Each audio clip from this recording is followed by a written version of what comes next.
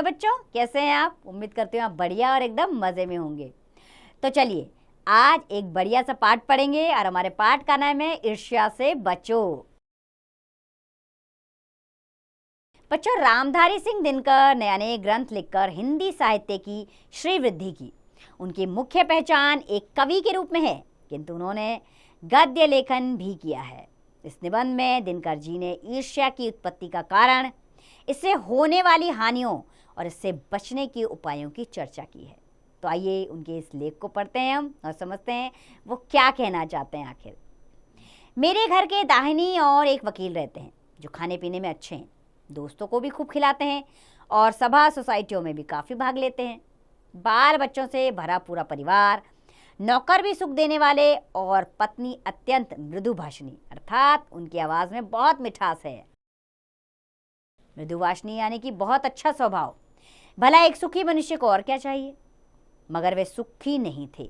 उनके भीतर कौन सा दह अर्थात कौन सी भाव पल रहा था, इसे मैं भली भांति जानता हूं। दरअसल वो कहते थे दरअसल उनकी बगल में जो बीमा एजेंट रहते हैं, उनके वैभव की वृद्धि से वकील साहब का कलेजा जलता जा रहा था। अर्थात वकील साहब के पास सब कुछ था, लेकिन जो साथ में बीमा एजेंट रहते थे वो उनसे ज़्यादा वैभव संपन्न थे। इससे वकील साहब दुखी रहते थे। वकील साहब को भगवान ने जो कुछ दे रखा था वह उनके लिए काफ़ी नहीं दिखता था। वह इस चिंता में बुने जा रहे थे कि काश एजेंट की मोटर, उसकी मासिक आय और उसकी तड़क भड़क मेरी भी हुई होती। ईर्ष्या का यही अनोखा वरदान है। जिस मनुष्य के हृदय में ईर्ष्या घर बना लेती है, वह उन चीज़ों से आनंद नहीं उठाता जो उसके पास मौजूद है। अक्सर ऐसी होता है, हमारे पास जो चीज़ें हैं हम उसका उपयोग नहीं करते, उसमें आनंद नहीं लेते, दूसरों की चीज़ों की तरफ दौड़ते हैं। यही वकील साहब के साथ भी हुआ। बल्कि उन वस्तुओं से दुख उठाता है और दूसरों के पास है। वह अपनी तुलना दूसरों के साथ करता है और इस तुलना में अपने पक्ष के सभी अभाव उसके हृदय में दंश मारते रहते हैं। अभाव यानी जिसके पास जो नहीं है, दंश यानी कि उस पर ऐसा लगता है कोड़े जैसे बरसाते हैं।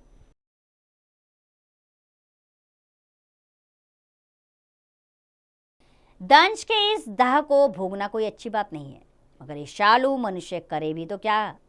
आदत से लाचार होकर उसे ये वेदना भोगनी पड़ती है। अर्थात वो ये बीमारी ना चाहते हुए भी अपने ऊपर ले लेता है और इस दुखी से जीवन भर दुखी रहता है।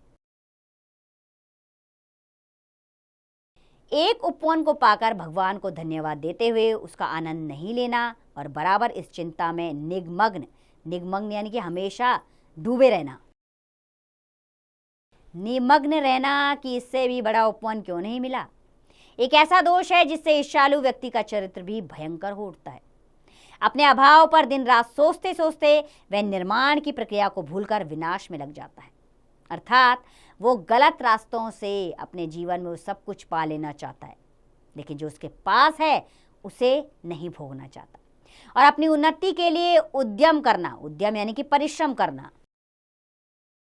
उद्यम करना छोड़कर वह दूसरों को हानि पहुंचाने को ही अपना श्रेष्ठ कर्तव्य समझने लगता है। ईर्ष्या की बड़ी बेटी का नाम निंदा है, अर्थात ईर्ष्या करने वाला निंदा ही करता रहता है। जो व्यक्ति ईर्ष्यालु होता है वही बुरे किस्म का निंदक भी होता है। दूसरों की निंदा वह इसलिए करता है कि वह इस प्रकार दूसरे लोगों, जनता अथवा मित्रों की आंखों से गिर जाएंगे और जो स्थान रिक्त होगा उस पर मैं अनायास यानी कि अचानक बिठा दिया जाऊंगा। अर्थात ईर्ष्या करने वाला व्यक्ति निंदा यानी कि लोगों की बुराइयां ही करता रहता है, मगर ऐसा ना आज तक हुआ है ना होगा। दूसरों को गिराने की कोशिश में अपने को बढ़ाने की कोशिश नहीं की जा सकती। एक बात और है कि संसार में कोई भी मनुष्य निंदा से नहीं गिरता। उसके पतन का कारण सद्गुणों का हास होना है। हास यानी कि पतन होना है। अर्थात किसी की बुराई से किसी का नुकसान नहीं होता, लेकिन जब अपने अच्छे गुण वो गिरने लगते हैं तब सोचो इंसान का पतन होना शुरू हो जाएगा। इसी प्रकार कोई भी मनुष्य दूसरों की निंदा करने से अपनी उन्नति नहीं कर सकता। उन्नति तो उसकी तभी होगी जब वह अपने चरित्र को निर्मल बनाए तथा अपने गुणों का विकास करे। ईर्ष्या का काम जलाना है, मगर सबसे पहले वह उसी को जलाती है जिसके हृदय में उसका जन्म होता है। आप भी ऐसे बहुत से लोगों को जानते होंगे जो ईर्ष्या और द्वेष यानी कि जलन ईर्ष्या और द्वेष की साकार मूर्ति है। हम सब के आसपास ऐसे कई लोग होते हैं जो ईर्ष्या के भाव से भरे रहते हैं, लोगों की निंदा यानी कि उनकी बुराइयों में लगे रहते हैं, और जो बराबर इस फिक्र में लगे रहते हैं कि कहाँ सुनने वाला मिले और अपने दिल का गुबार निकालने का मौका मिले। श्रोता मिलते ही उनका ग्रामोफोन बजने लगता है और वे बड़ी ही होशियारी के साथ एक एक कांड इस ढंग से सुनाते हैं मानो विश्व कल्याण को छोड़कर उनका और कोई ध्येय ही नहीं होगा। ध्येय अर्थात कोई लक्ष्य, कोई उद्देश्य ही नहीं है। अर्थात ईर्ष्या करने वाला व्यक्ति ये समझता है कि मैं लोगों की निंदा करके कोई मानव कल्याण, विश्व कल्याण कर रहा हूं। जरा उनके अपने इतिहास को देखिए और समझने की कोशिश कीजिए। जब से उन्होंने इस सुकर्म का आरंभ किया है, तब से वे अपने क्षेत्र में आगे बढ़े हैं या पीछे हटे। यह भी कि वे निंदा करने में समय व शक्ति का अपव्यय यानी कि उसको बर्बाद करना, अपव्यय नहीं करते तो आज उनका स्थान कहाँ होता। अर्थात अगर वो सारा समय निंदा करने में ना लगाते तो आज शायद वो किसी और अच्छे स्थान पर होते। चिंता को लोग चिता कहते हैं। जिसे किसी प्रचंड चिंता ने पकड़ लिया है उस बेचारे की जिंदगी ही खराब हो जाती है। किंतु ईर्ष्या शायद चिंता से भी बदतर चीज है, बदतर यानी कि बुरी चीज है, क्योंकि वह मनुष्य के मौलिक गुणों को ही कुंठित बना डालती है। मृत्यु शायद फिर भी श्रेष्ठ है अपेक्षा इसके कि हमें अपने हृदय को कुंठित बनाना, कुंठित अर्थात बेचैन, अपने मन को कुंठ करना, कुंठित बनाकर जीना पड़े। चिंता दग्ध व्यक्ति समाज की दया का पात्र होता है, किंतु ईर्ष्या से जला भुला आदमी जहर की एक चलती फिरती गठरी के समान है जो हर जगह वायु को दूषित करती फिरती है। अर्थात ईर्ष्या करने वाला व्यक्ति हर जगह लोगों में क्या करता है, वो एक जहरीली वायु डालता है जिसमें वो सबकी निंदा करता रहता है और लोगों को भी इस काम को करने के लिए प्रेरित करता है। ईर्ष्या मनुष्य का चारित्रिक दोष ही नहीं है, वरन इससे मनुष्य के आनंद में भी बाधा पड़ती है। जब भी मनुष्य के हृदय में ईर्ष्या का उदय होता है, सामने का सुख मध्यम यानी कि धीमा सा दिखने लगता है। मध्यम का अर्थ है प्रकाश का कम होना।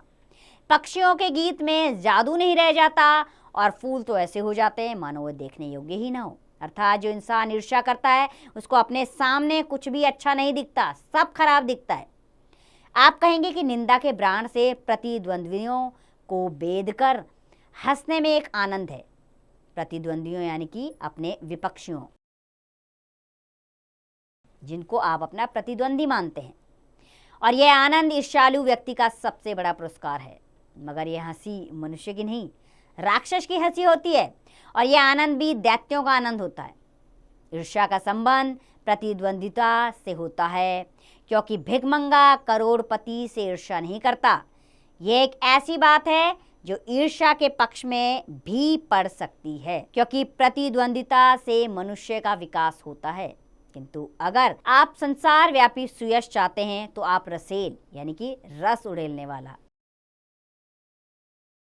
रसेल के अनुसार शायद नेपोलियन से स्पर्धा करेंगे, स्पर्धा यानी कि होड़ करेंगे उससे। मगर याद रखिए कि नेपोलियन भी सीजर से स्पर्धा करता था, और सीजर सिकंदर से, तथा सिकंदर हरकुलिस से। तो ये सब एक दूसरे से स्पर्धा करते थे, सब एक से एक बलवान बलशाली थे, लेकिन स्पर्धा की होड़ हर किसी के अंदर थी। ईर्ष्या का एक पक्ष सचमुच ही लाभदायक हो सकता है, जिसके अधीन हर आदमी, हर जाति और हर दल अपने को प्रतिद्वंदी के समक्ष बनाना चाहता है। किंतु यह तभी संभव है जबकि ईर्ष्या से जो प्रेरणा आती हो वह रचनात्मक हो। अक्सर तो ऐसा होता है कि ईर्ष्यालु व्यक्ति यह महसूस करता है कि कोई चीज़ है जो उसके भीतर नहीं है, कोई वस्तु है जो दूसरे के पास है, किंतु वह यह नहीं समझ पाता कि इस वस्तु को प्राप्त करना चाहिए, और गुस्से में वह अपने किसी पड़ोसी मित्र या समकालीन व्यक्ति यानी कि उसके काल का, उसके बराबर का समकालीन व्यक्ति को श्रेष्ठ मानकर उससे जलने लगता है, जबकि ये लोग भी अपने आप से शायद वैसे ही असंतुष्ट हो। आपने यह भी देखा होगा कि शरीफ लोग शरीफ यानी कि बहुत ही अच्छे स्वभाव वाले। शरीफ लोग यह सोचते हुए अपना सिर खुजलाया करते हैं कि फला यानी कि दूसरा आदमी, फला आदमी मुझसे क्यों जलता है, मैंने तो उसका कुछ नहीं बिगाड़ा, और अमुक व्यक्ति मेरी इस कदर निंदा में क्यों लगा हुआ है। सच तो यह है कि मैंने उससे अधिक भलाई उसकी ही की है। लोग यह सोचते हैं मैं तो पाक साफ हूं, मुझ में किसी भी व्यक्ति के लिए दुर्भावना नहीं है। दुर्भावना यानी कि बुरी भावना, बल्कि अपने दुश्मनों की भी मैं भलाई सोचता करता हूं। फिर ये लोग मेरे पीछे क्यों पड़े हुए हैं, मुझ में कौन सा वह ऐब है, ऐब यानी कि बुराई, कौन सा वह ऐब है जिसे दूर करके मैं इन दोस्तों को चुप कर सकता हूं। ईश्वर चंद विद्यासागर जब इस तजुर्बे से होकर गुजरे, ईश्वर चंद विद्यासागर, इनके अनेकों लेख आपने पढ़े होंगे। वे भी जब इस तजुर्बे से होकर गुजरे तब उन्होंने एक सूत्र में कहा, तुम्हारी निंदा वही करेगा जिसकी तुमने भलाई की है। और निश्चय जब इस कूचे से होकर निकला तब उसने जोर का ठहाका लगाया और कहा कि यार ये तो बाजार की मक्खियां हैं जो अकारानी हमारे चारों ओर भिनभिनाया करती हैं। ये सामने प्रशंसा और पीठ पीछे निंदा किया करते हैं। हम इनके दिमाग में बैठे हुए हैं। ये मक्खियां हमें भूल नहीं सकती, और चूंकि हमारे बारे में बहुत सोचा करती हैं इसलिए हमसे डरती हैं और हम पर शंका भी करती हैं। ये मक्खियां हमें सजा देती हैं हमारे गुणों के लिए। ये ऐब को माफ़ कर देंगी, क्योंकि बड़ों के ऐब को माफ़ करने में भी शान है। जिस शान का स्वाद लेने के लिए मक्खियां तरस रही हैं, जिनका चरित्र उन्नत है, जिनका हृदय निर्मल और विशाल है, वे कहते हैं इन विचारों की बातों से क्या चिढ़ना, ये तो खुद ही छोटे हैं। मगर जितना दिल छोटा और दृष्टि संकीर्ण, संकीर्ण यानी कि संकुचित वाली यानी कि छोटी, संकीर्ण है, वे मानते हैं कि जितनी भी बड़ी हस्तियां हैं उनकी निंदा ही ठीक है। और जब हम प्रीति, उदारता और भलम मानस का बर्ताव करते हैं, भलम मानस यानी कि अच्छे होने का, बर्ताव यानी कि व्यवहार करना, तब भी वे यही समझते हैं कि हम उनसे घृणा कर रहे हैं, और हम चाहें उनका जितना उपकार करें बदले में हमें अपकार ही मिलेगा, अर्थात हमारा निरादर ही होगा। दरअसल हम जो उनकी निंदा का जवाब ना देकर चुप्पी साधे रहते हैं उसे भी वे हमारा अहंकार समझते हैं। खुशी तो उन्हें तभी हो सकती है जब हम उनके धरातल पर उतरकर उनके छोटेपन के भागीदार बन जाएं। सारे अनुभवों को निचोड़कर निश्चय ने एक दूसरा सूत्र कहा, आदमी में जो गुण महान समझे जाते हैं उन्हीं के चलते लोग उनसे जलते भी हैं। तो ईर्ष्यालु लोगों से बचने का उपाय क्या है? निश्चय का कहते हैं, तो ईर्ष्यालु लोगों से बचने का उपाय क्या है? निश्चय कहता है कि बाजार की मक्खियों को छोड़कर एकांत की ओर भागो। जो कुछ भी अमर और महान है उसकी रचना बाजार तथा सुयश से दूर रहकर ही की जा सकती है। जो लोग नए मूल्यों का निर्माण करने वाले हैं वे बाजारों में नहीं बसते, वे शोहरतों के पास भी नहीं रहते। जहाँ बाजार की मक्खियाँ नहीं भिनभिनकती वहाँ एकांत है। यह तो हुआ ईर्ष्यालु लोगों से बचने का उपाय, किंतु ईर्ष्या से आदमी कैसे बच सकता है? ईर्ष्या से बचने का उपाय मानसिक अनुशासन है। जो व्यक्ति ईर्ष्यालु स्वभाव का है उसे फालतू बातों के बारे में सोचने की आदत छोड़ देनी चाहिए। उसे यह भी पता लगाना चाहिए कि जिस स्वभाव के कारण वह ईर्ष्यालु बन गया है उसकी पूर्ति का रचनात्मक तरीका क्या है। जिस दिन उसके भीतर यह जिज्ञासा जागेगी उसी दिन से वह ईर्ष्या करना बंद कर देगा। तो रामधारी सिंह दिनकर द्वारा लिखित ये लेख बेहद ही दिलचस्प है, जिसमें बताया गया है ईर्ष्या का भाव हर इंसान को जला देता है। इससे हम अपने आनंद की अनुभूति नहीं कर पाते। हमारे पास जो भी चीज़ें हैं उनका आनंद हम भरपूर रूप से नहीं ले पाते, और लोगों के समान बढ़ने की होड़ हमें अच्छा जीवन जीने से रोक देती है। तो इसके लिए हमें एकाग्रता अपने जीवन में लानी होगी, अपने दिमाग को एकाग्र करना होगा और ईर्ष्या का भाव छोड़ना होगा। तो उम्मीद करती हूँ बच्चों ये लेख आपको अच्छा लिखा होगा और इससे मिलने वाली सीख को आप अपने जीवन में ज़रूर अपनाएंगे। अब इसका अभ्यास कार्य आप स्वयं कीजिए।